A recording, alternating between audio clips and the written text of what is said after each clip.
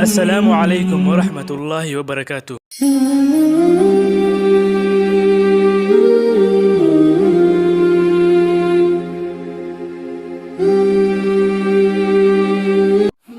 ma doonaysaa ducadaada in lagu aqbalo? iska ilaali arrimahan.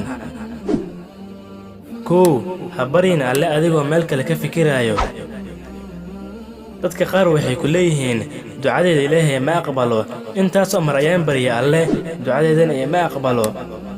ducadaada marka ay ka timaado qalbiga, weliba adigoo meel kale ka fikiraynin, rumaysanna awoodda alle kuna kalsoon, markaas ducadaada ilaahay wuu aqbalayaa.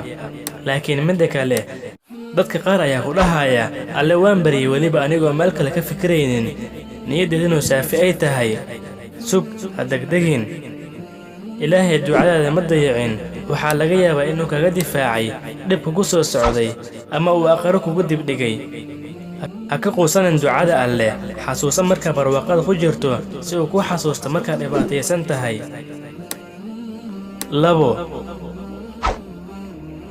marka alle baryayso, gacmaha kor u taag oo isla weynaha muujinin. dadka qaar wayba ka xishoodaan inay gacmaha kor u taagtaan. marka alle baryayso, u muuji inay isaga u baahan tahay. allah wuu ka xishoodaa addoonkiisa oo gacmaha u taagtay inuu u celiyo gacmo ewer ah. saddex, marka alle baryayso, bari adigoo aaminsan awooddiisa iyo jiritaankiisa. tusaale, ninka dhakhtarka ahba oo u oggolaatay inuu qalliin kugu sameeyo, sababtoo ah waxaa ku qanacsan tahay aqoontiisa. ninka darawalka ahna waa u oggolaatay inuu gaariga kugu wado, sababtoo ah waxaa ku qanacsan tahay aqoontiisa. marka maxaa u kalsoonaan weysay awoodda allah samaawaadka abuuray? su'aal, adigaba qof aan awooddaada aaminsanayn wax ma siin lahayd. ha ka quusan inaad rabbiga gacmaha u taagato.